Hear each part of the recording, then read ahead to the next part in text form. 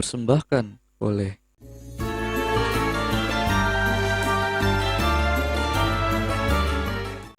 didukung oleh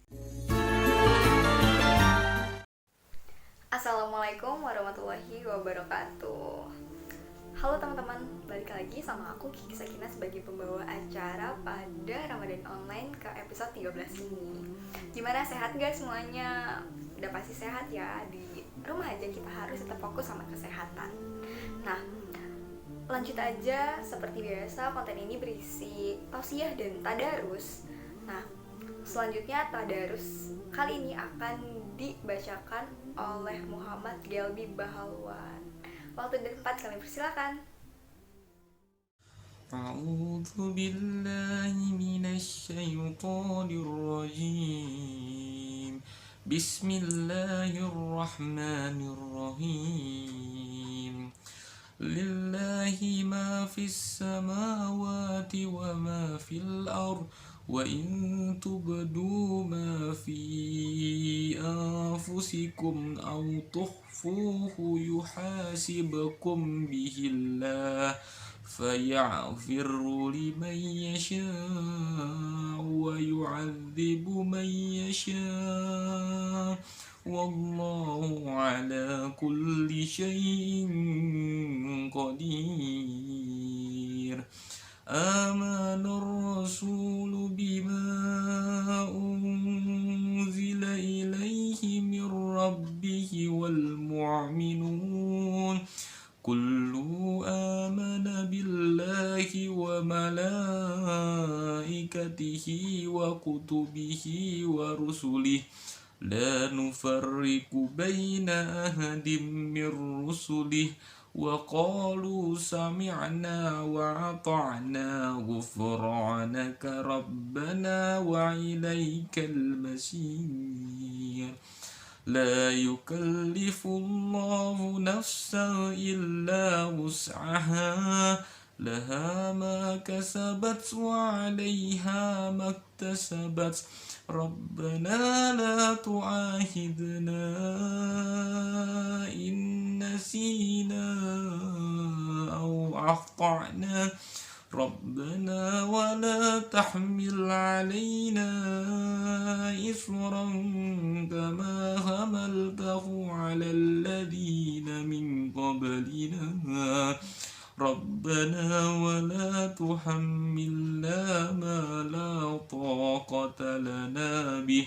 واعف عنا واغفر لنا وارحمنا أنت مولانا فانصرنا على القوم الكافرين صدق الله العظيم.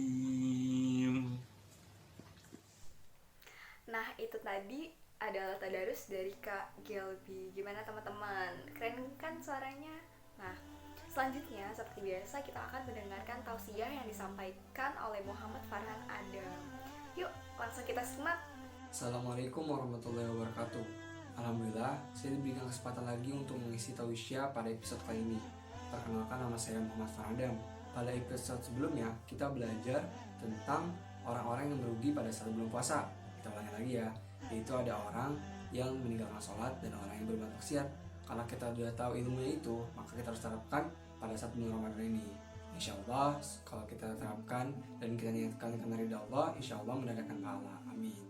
Dan semoga penonton sekalian diberi rahmat dari Allah dan diberikan kesehatan dalam menjalani puasa, Ramadan, dan keseharian kita pada saat ini.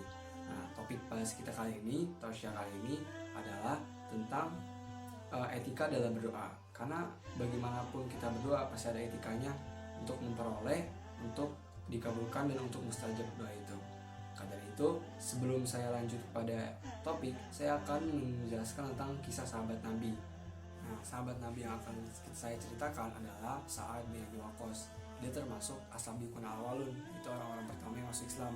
Waktu itu dia masuk Islam umur 17 tahun, lebih muda dari Rasulullah SAW. Nah, ketika itu doa beliau adalah doa yang mustajab. Kenapa demikian?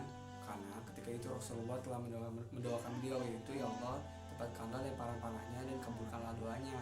Sehingga sejak dari saat itu dia diangkat menjadi prajurit pemanah yang paling handal untuk perang. Nah, lalu dia menjadi ahli ibadah yang doanya dikabulkan. Ada satu cerita ketika Ali sedang dicemooh, ada orang-orang lain, lalu Sa'ad bin Abi Waqqas melihatnya, lalu dia berdoa, ya Allah, apapun yang terjadi, semua yang telah dilakukan itu sesuai kehendaknya. Lalu datanglah seekor unta yang tidak melihat kanan kiri, yang terburu-buru menabrak semua kerumunan hingga menabrak orang yang mencemooh Ali hingga mati karena terinjak. Nah, itu termasuk salah satu contoh doanya yang mustajab, langsung dikabulkan. Nah, insya Allah kalau kita niatkan Allah, ridhokan Allah, insya Allah doa kita menjadi mustajab. Amin amin ya rabbal alamin. Teman-teman, dalam bulan Ramadan ini kita dianjurkan untuk banyak-banyak berdoa, karena arti dari bulan Ramadan sendiri ada yang artinya adalah dikabulkannya doa-doa. Nah, pada bulan ini tuh dikabulkannya banyak doa-doa kalau kita niat kepada ridha Allah, dan insya Allah doa kita dikabulkan. Tetapi zaman sekarang banyak sekali orang yang berdoa di media sosial, padahal doa itu sendiri memiliki etikanya, memiliki adab dalam kita berdoa dan lain-lain. Sama seperti kita meminta kepada orang tua atau teman-teman apa yang kita inginkan, kita sampaikan dengan baik-baik, dengan sopan, dengan hati tenang, dan insya Allah keinginan kita tersampaikan. Dan insya Allah kalau mereka pun hatinya tenang dan tahu apa yang kita inginkan, insya Allah mereka berikan. Nah, itu sama kepada kita. Kalau kita ingin berdoa kepada Allah SWT, kita harus menggunakan adab yang baik, adab yang sopan, adab yang seharusnya, etika yang seharusnya, agar doa kita menjadi mustajab. Tentu kita semua mau doa kita menjadi mustajab. Nah, maka dari itu kita harus memperoleh apa adab-adab yang harus dilakukan ketika berdoa. Menurut Al-Ghazali, adab-adab yang harus dilakukan ketika berdoa itu pertama, pakaian suci. Suci di sini adalah cara memperolehnya. Jadi ketika kita memiliki pakaian, kita harus tahu apakah itu halal atau haram cara memperolehnya. Kalau halal berarti kita beli dengan uang kita sendiri, kalau haram mungkin hal lain, mencuri dan lain-lain. Nah, kalau kita udah tahu misalnya barang itu haram, maka jangan dipakai. Gunakan barang yang halal, barang yang suci, pakaian yang suci, karena itu adabnya. Nah, insya Allah kita mesti mustajab. Karena kita udah tahu, kalau kita punya pakaian di rumah yang kita tidak tahu cara memperolehnya halal atau haram, maka kita cari tahu secara baik-baik. Nah, kalau udah tahu itu haram, jangan dipakai. Kalau tahu itu halal, pakai dan berdoa sebaik-baik mungkin. Lalu yang kedua, yaitu suci badan dari hadas dan najis. Nah, kalau najis besar, kita bersihkan dengan tanah 7 kali. Kalau najis kecil kita bersihkan dengan wudhu. Kalau hadas kecil kita bersihkan dengan mandi. Kalau hadas besar kita bersihkan dengan mandi junub. Nah, itu harus dilakukan karena kita harus memastikan diri kita suci di hadapan Allah SWT ketika berdoa, agar kita doa dikabulkan. Karena kita suci, pakaian kita sudah halal dan badan kita sudah suci, nah insya Allah kita sudah siap, kita sudah sopan dalam urusan badan dan pakaian ketika kita ingin berdoa kepada Allah SWT. Nah, insya Allah kalau kita sudah suci badan kita dengan dari hadas dan najis, insya Allah doa kita mesti mustajab.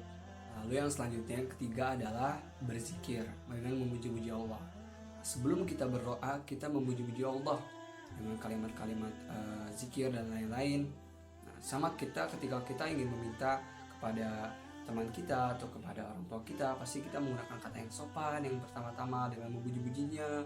Oh, kamu cantik hari ini, oh kamu baik hari ini, dan lain-lain. Dan insya Allah hati teman kita atau orang tua kita menjadi tenang karena kita telah dipuji dan kita telah memuji dan lain-lain. Nah, insya Allah yang kita mau tersampaikan dan mereka kasih kepada kita. Sama ketika kita sedang berdoa, ketika kita berzikir, memuji Allah, karena itu yang dilakukan Rasulullah SAW, berzikir kepada Allah, dan insya Allah doa kita menjadi mustajab.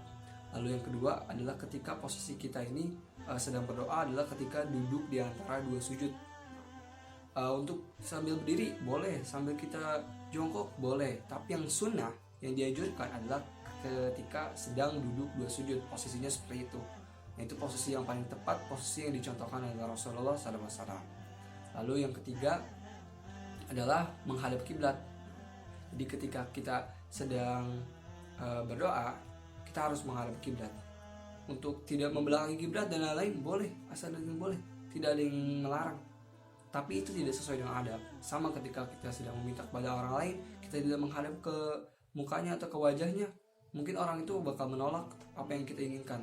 Tapi kalau kita menghadap dengan wajahnya, katakan dengan baik-baik, nah insya Allah kita itu akan diberikan.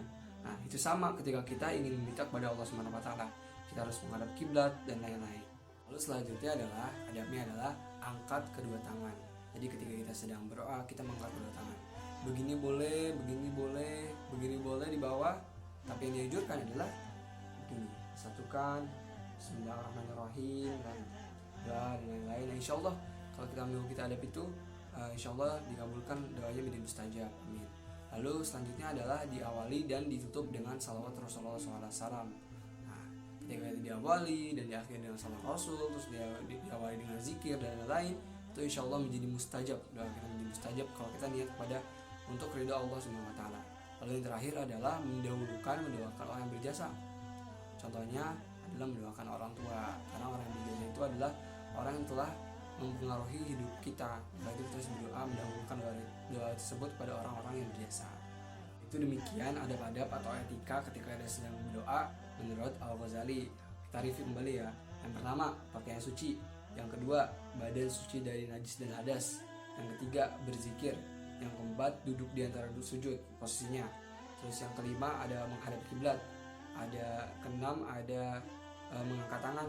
Yang ketujuh ada ditutup dan diawali dengan salawat Rasulullah. Yang terakhir ada mendoakan orang yang berjasa.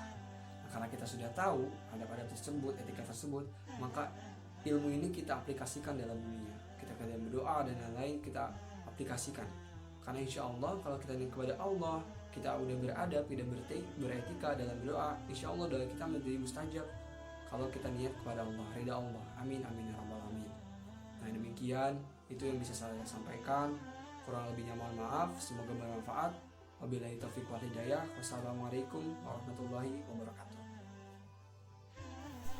Oke teman-teman, kita udah ada di penghujung acara. Tausiah dan tadarus kita udah sampaikan, dan semoga teman-teman bisa mendapatkan manfaat dari tausiah dan tadarus tadi. Nah, aku juga mau ngingetin untuk yang belum subscribe sekarang, dan jangan lupa like videonya. Dan yang ingin ikut berdonasi, kalian bisa cek nomor rekening di caption box. Nah, segitu aja dari aku. Kurang lebihnya mohon maaf. Wabillahi taufiq wal hidayah. Wassalamualaikum warahmatullahi wabarakatuh. Dadah.